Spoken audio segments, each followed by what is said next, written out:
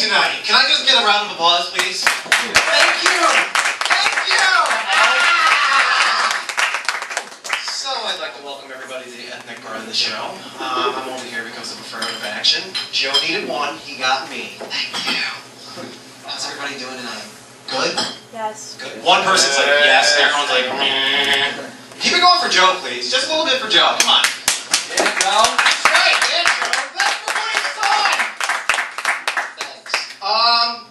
If you haven't noticed from just looking around the room, I'm the token black guy. And for those who don't know what that means, I mainly hang out with white people.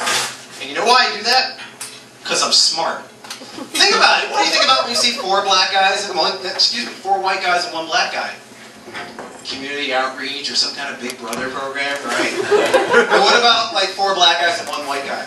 Hostage situation, right? You should think like, what would the cops think? They'd be like, oh my god, look at that white guy. He's so scared, he's laughing, and he's giving them high fives. We have to save him. Anyway. A friend of mine actually suggested as to how I get a little blacker, and like he was dead. He was as serious as a Brittany Murphy heart attack. What are you gonna tell her? But you know what he did? He suggested I eat cornbread. Like apparently a lack of blackness is due to a cornbread deficiency. That's news to me. I didn't get that memo.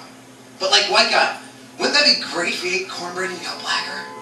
Yes? Yeah. Yes! Like imagine you're at a party and you're like telling a joke to this really hot girl. Like you're telling the funniest joke you know. And you're like, so I said to the guy, I'm like, aren't you glad I said banana? And I'm laughing and he's laughing. Oh, what's this?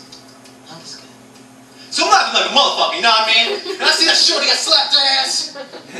Just think about it. By the end of the night, you'll be screaming in movie theaters and watching BET. It'll be great.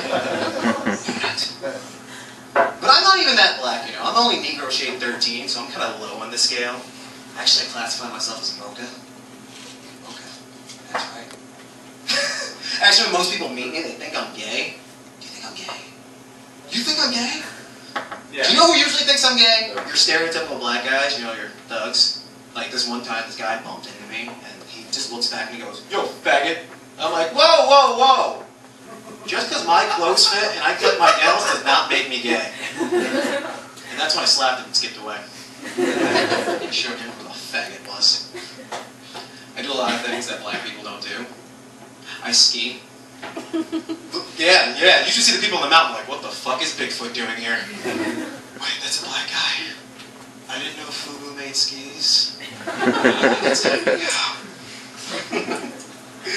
Oh my god. Actually, most people, a lot of people think I'm from here, like from New York City, and I'm not.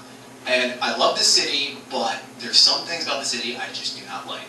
For example, everybody's rude. Like, I get bumped into, and nobody apologizes, and that's just the fucking pigeons. Have you seen those pigeons? They don't fly for shit anymore. Like, I got bumped into a pigeon, I swear this happened. It was like, pussy. I was like, did a pigeon just call me a pussy? What the fuck? Today was a horrible day. It was cold, wasn't it? Yeah. Also here. Yes, that's why we're here. You know what? I wish it was a nice day. You know what I like to do on nice days? I like to run. Does anyone else like to run? No, everyone's fucking lazy? Yeah. Yes. I like to run, but the last time I went running, I got arrested. Now, don't get ahead of me. There's a story behind it. See, I was running with a buddy of mine, and he's white, and he's a little bit faster than me, so it did kind of look like I was chasing him. Yeah. There's a lot of pretty people in here tonight. You. I'm sorry. Clearly I'm single, if you haven't noticed. This girl at work the other day was telling me how she was on her 3-year anniversary with her boyfriend. I'm like, wow, I can't even hold on to a girl for more than 3 seconds. And she's like, no, you just haven't found the right one. I'm like, no, actually I can't hold on to her. Somehow she gets untied and then she starts screaming and things just get really awkward. It just doesn't work out. I've been partying a lot since I've been single. Does anyone else like to party?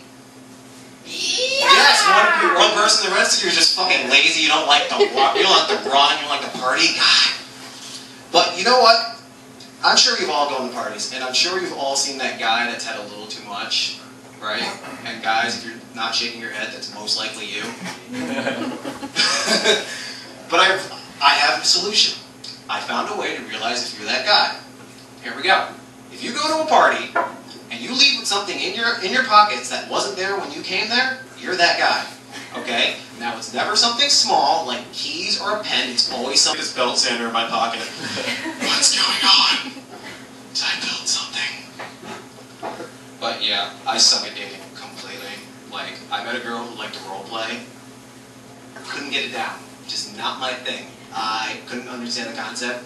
She liked to make these really complicated backstories, and me, I couldn't get it. I remember one time, she came up to me, she's like, alright, I'm a Harvard graduate, and I just broke up with my boyfriend of 3 years, and right now I'm feeling really vulnerable, and I'm just looking for someone to hold me and keep me tight at night, and just love me. Okay, what are you gonna be? And me being me, I came up with the first thing that came up in my head. I'm like, I'm a rapist. She was totally into it too. It was weird. It was. I loved it. Men and women are really different when it comes to dating, aren't they? When it comes to describing a date, ladies, you'll go out to dinner. You'll make a fucking date of that shit. Like, you will go out to dinner to describe a date. And when you go out to dinner, you describe every fucking detail possible, right? Like, you'll be like, Cindy, how was your date last night? Oh, it was great. He came and he got in a red car and he had a red blazer, but they didn't really match. But anyway, we went to dinner and he got the steak and I got the chicken, but I really wanted the steak. But since he got the steak, I got the chicken, and we had a nice glass of red wine and it was really nice. It was. Guys, we're not that complicated. Like, we won't even make a date out of it. We'll just mention it in passing. We'll get straight to the point. Like, dude, how was your date last night? Huh? Oh, she swallows. Yep. Some of you ladies aren't laughing. You're like, That's all we talk about. That's great. You ever have somebody use a big word on you, and you play it off like you know what they're talking about? Yes. Like this other day, this guy comes up to me, he's like, dude, you're such an atheist. I'm like, no. I like girls. Oh my god, you guys didn't find that funny?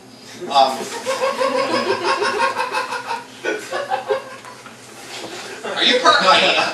I'm sorry. Anyway, my mom asked me if I was indecisive the other day. I told her I wasn't sure. Thank you. That was part one of the lamest jokes I've ever written. Part two, here we go. You remember that lullaby, Rockabye Baby?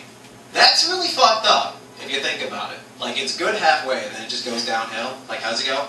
Rockabye baby, on a treetop. When the wind blows, the cradle will rock. When the bough breaks, the cradle will fall. And down will come baby, cradle and all. Like, why don't you just cut out the middleman, kiss your baby on the head before they go to sleep, and whisper in the ear, you're gonna die in your sleep. Like, it's just that simple. Alright, that was part two. That was joke number 2 of the lamest jokes I've ever written. Here's number 3. Ready? So, and this is true actually, I read recently that they did a study on who voted for Obama.